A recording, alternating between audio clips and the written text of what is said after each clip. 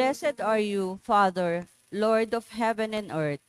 You have revealed to little ones the mysteries of the kingdom.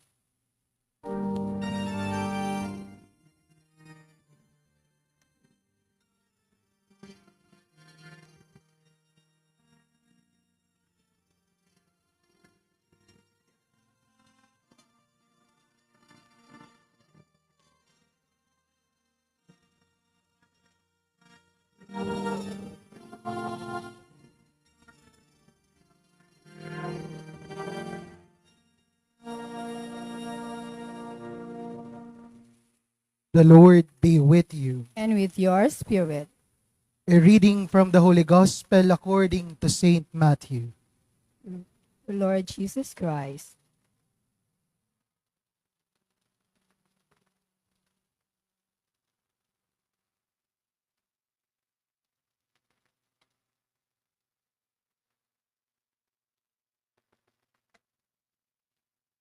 At that time, Jesus exclaimed, I give praise to you, Father, Lord of heaven and earth.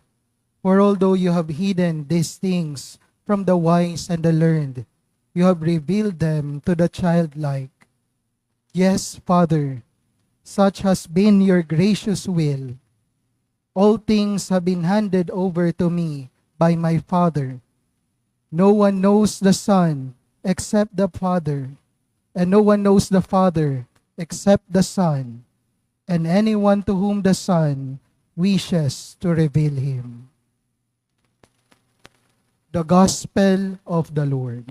Praise to you, Lord Jesus Christ.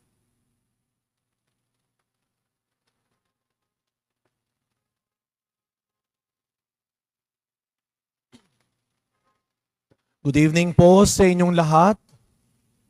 Pakibati ang mga katabi natin ng good evening. And of course, as a family of Saint Charbel, huwag nating kakalimutan ang ating pagbati. Glory to God! Glory to God! Glory to God! Palakpakan natin ang mas malakas na malakas na malakas ang ating Panginoon.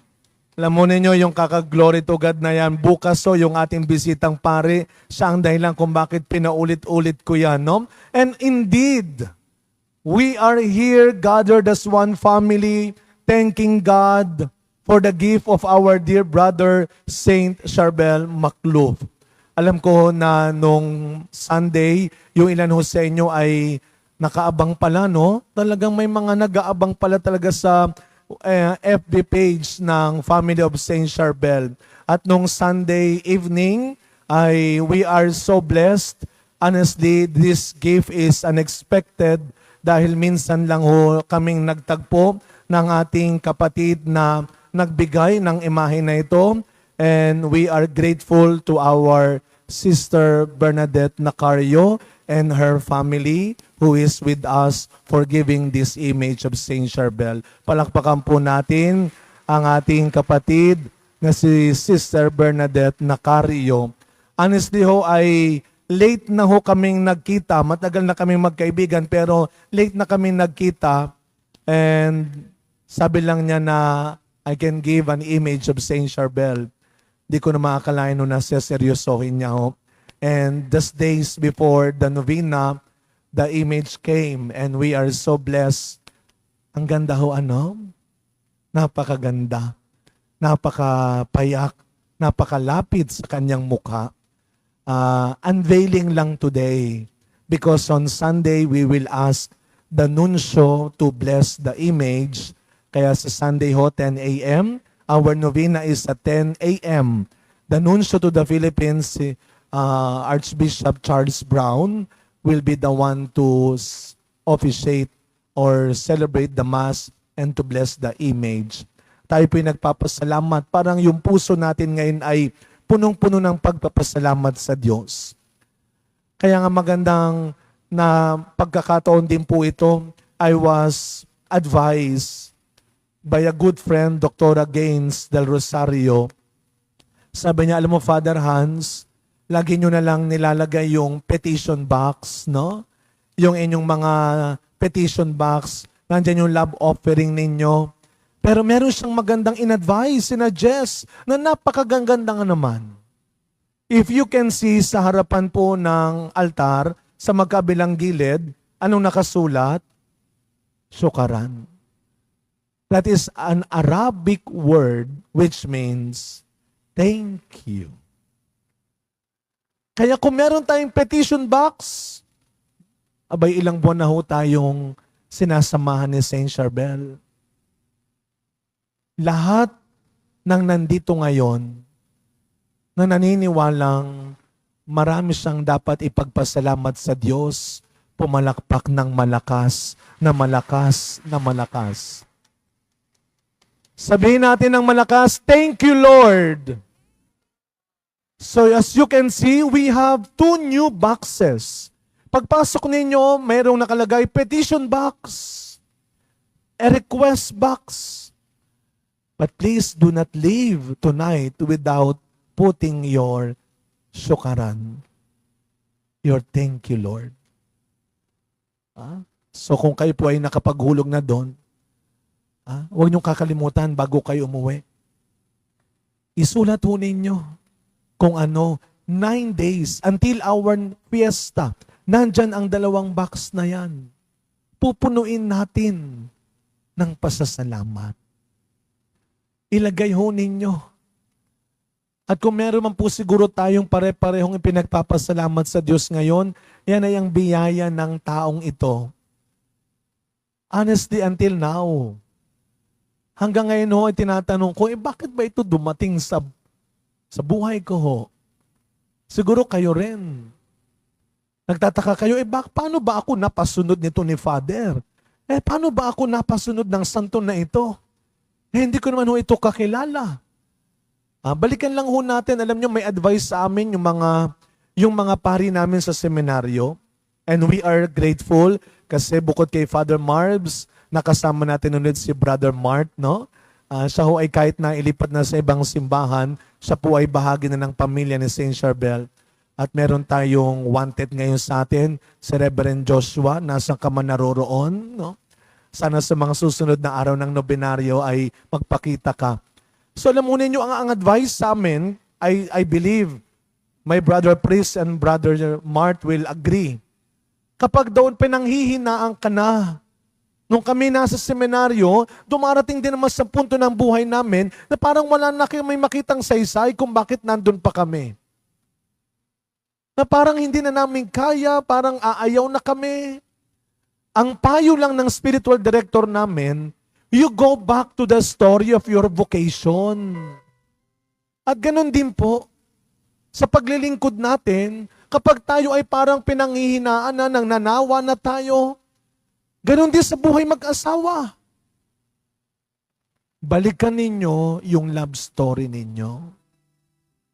Kung paano nagsimula ang lahat. It will bring fire again. Bubuhayin ito ulit ang alab ng inyong pagmamahalan. Kaya kapag tayo po ay pinanghihinaan na sa buhay, go back to that moment na feel mo na love ka ni Lord. Na bless ka ni Lord. Alam mo ninyo mga kapatid, July 9, makinigo kayo ha, July 9, 2024, 7:11 a.m. Sakto. May natanggap ako message. Tinanong ho ako, may chapel ka pa ba na pwedeng gawing secondary patron si Saint Charbel? Yan ho yung simula. Tinanong ako ng isang kapatid na pari. July 9, 2024. Doon ho yung simula na doon ko narinig yung pagpasok ni Saint Charbel sa aking buhay. And then doon na ho yung kinukwento ko sa inyo na hindi ko kagad nasimulan. Alam yan nila Tita Virgie, nila Tita Beth, na nung tayo ay nagsisimula pa lang dito kay Saint Charbel, ini-introduce ko sa inyo. And then, nagkasabay pa tayo. Hindi ko pa masimulan eh. Hindi ko naman kilala at busy tayo dahil bago lang ho ako nun dito, galing ako ng Quiapo. Marami tayong dapat ipaayos. Pero hindi po ako tinantanan ng mga miyembro ng Family of St. Charbel sa Lebanon at USA para nila akong niligawan. Pwede naman silang pumili na lang ng ibang pari kasi ang tagal kong sumagot eh. But they remain. They waited for me. They patiently waited for me. And I believe they trusted me. Kaya ho, noong pong nalaman ko na ang piyesta pala ay July, naalala ho ninyo na nandito rin ho ang dalaw ng Our Lady of Perpetual Help. May background music ho ako, no? Nandito ang Perpetual Help po noon, naalala ho ninyo. Nasabay ho siya sa piyesta ni Saint Charbel. At doon ho nakita ko na may mga deboto pala ito. Hanggang sa noong December, si Cardinal Advincula, pumayag na ho siya sa request na ako'y gawing spiritual director. At February, nagpunta ho ako ng Lebanon. Sinong makakalimot sa pag-uwi ko? March. Anong petsa? Yung welcome mass natin sa relic, March 1. Sino nandito nung March 1? Taas ang kamay. March 1, Sunday. Ay talaga hong yun ang naging starting point ng lahat. Sino hong mag-aakala? Kaya nga kami ng mga volunteers dito ay parang nahiya kami kasi nagkulang ng upuan, nagkulang ng CR, nagkulang ng ventilation. Dahil hindi namin naasahan na mapupuno ang simbahan na ito hanggang labas. Ang sabi ng mga pulis, estimated 4,000. At alam po yan ng aking kaibigan, si Tita Shirley, dahil po nandito siya noon, 8 hours akong nakatayo dito. Naalala ho ninyo, magmimisa na ng alas 5. Punong-puno pa ng tao. Anong ginawa namin? Gumilid kami. Sabi ko sa mga natira, huwag kayo maingay, tutuloy natin. Basta huwag kayo maingay. So 8 hours nakatayo. At marahil siguro, simula noon, nagsimula tayo ng 22nd of the month Mass for the Sick. Marami nagtatanong, bakit kasi dito? Baka pwede namang ilipat na lang yung misa sa ibang mas malaking simbahan. Yung may parking, yung mas maluwag, mas mahangin. Ay, hindi lang naman yung pari ang kino-question, pati yung lugar. Alam nyo, gusto kong ikwento sa inyo, nung ako'y nagpunta sa, yung sagot dyan, ay sinagot na pala bago ko pa tinanong. Noong February, nagpunta ho kami sa Lebanon, para tanggapin ang relic at maorienta ko as spiritual director. Alam mo ninyo, pinuntahan namin yung lugar ni Saint Charbel. Hindi lang sa kung saan siya namatay. Kasi ang sikat doon ay yung kanyang libingan, yung pinuntahan ni Pope Leo noong December. Nagpunta rin tayo doon. Pero meron akong ikukwento sa inyo. Saan po nagsimula yung every 22nd of the month na Mass for the Sick? Naalala ninyo? Sino yung pinagaling? Si Nohad El-Shami. Naalala po niyo yung kwento? Yung paralyzed na sa panaginip, pinagaling siya ng Diyos sa tulong ni Saint Charbel. Ano lang ang sabi niya kay Nohad? Every 22nd of the month, you go to our monastery in Anaya and you attend the Mass for the rest of your life. Kaya meron tayong 22nd of the month na misa. Ngayon, nung nagpunta po kami sa Lebanon, yun ang inaasahan kong mapupuntahan. So excited na ako. February 22, hoping nandun kami. February 20, ang galing. Umakyat kami ng bundok sa Beka Kafra. Yung bahay ni Saint Charbel. Kailan nila ako ibinaba? 23 na. Sabi ko naman, akala ko yung 22, mararanasan ko. Pero alam nyo, umakyat kami sa Beka Kafra. Yun daw ang pinakamataas na bundok sa northern part of Lebanon. Doon ho pinanganak si Saint Charbel. Naalala po ninyo yung baptismal name niya, bago maging Charbel, ano ang pangalan niya? Joseph Anton. Yun ang kanyang baptismal name. At pinuntahan namin, ito yung bahay nila, ito yung kanilang parokya. Parang nung ako po, no? Ang bahay namin, walking distance lang sa Our Lady of Fatima, Bacood, kung saan ako nagsakristan. So yung bahay ni Saint Charbel, katabi lamang nung kanilang parokya, kung saan siya bininyagan. Ang pangalan ng simbahan ay Our Lady of Becca Capra. Pero alam nyo kung ano ang patron ng simbahan ni Saint Charbel, kung saan siya bininyagan. At nandun pa yung baptismal font niya, kung saan siya bininyagan. Makinig po kayo, mga kapatid ko dito sa Liberisa. Ang pangalan ng parokya ni Saint Charbel, kung saan siya bininyagan, ay Our Lady of the Assumption Parish. Our Lady of the Assumption Parish. Ngayon alam nyo na kung bakit dito siya pumunta. Alam nyo, nung kinuwento sa akin yun, tumahimik ako. At naalala ko yan sa gospel natin ngayon. Pinasasalamatan kita, Ama, sapagkat ito'y inilihim mo sa matatalino at malalakas. At ito'y itinuro mo sa maliliit na tulad ng bata. Maybe this place is not that big, not that convenient for you, not that beautiful for you. But this is the place that God prepared for you.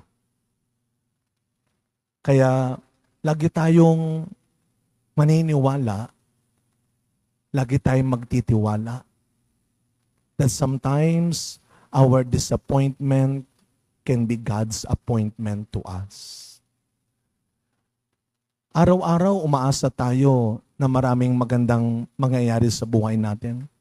Sino ba namang taong ipinanganak na umaasa siyang sana maging pangit ang araw kong ito? Of course, wala. Kaya nga pag pumupunta ho kayo dito, every 22nd of the month, ako ho yung pressure na pressure eh. Sabi ko, Saint Charbel, wag mo naman ako ipahiya. Paggalingin mo naman. Tulungan mo naman. At baka hindi na bumalik yan. Minsan ho sa buhay natin, parang wala na tayong makitang magandang bagay. Na? Naranasan nyo na ba yun na para bang the whole day wala kang nakitang magandang bagay? Alam nyo kung bakit? Minsan, kaya ka siguro walang makitang magandang bagay dahil ikaw yung magandang bagay na ginawa ng Diyos para sa iba. Kaya ka wala ka sigurong makitang magandang bagay na nangyayari dahil ikaw ang pinakamagandang bagay na nangyari. Amen. This is just the first day of our novena. Ang tawag sa atin, mga deboto ni Saint Charbel. Pero wag ho nating kakalimutan, no fame, no preaching, only God. That is what Saint Charbel is giving us. Not himself, not us priests, not the oil, not the relic, but faith in God. Kaya nga ang first miracle, the first grace that we receive every time that we gather with Saint Charbel is the leap of faith. We learn to believe again. We learn to believe again. Yun lang at yun pa lang, syukaran na. Salamat sa Diyos talaga. At tayo ay nabubuhay pa rin ng may pananampalataya. As we continue this celebration, lagi niyong tatandaan, ang tunay na deboto, kahit wala pa at hindi pa naniniwala ka. With Saint Charbel as our brother, every day, we believe that graces will still come and miracles will still happen. Amen.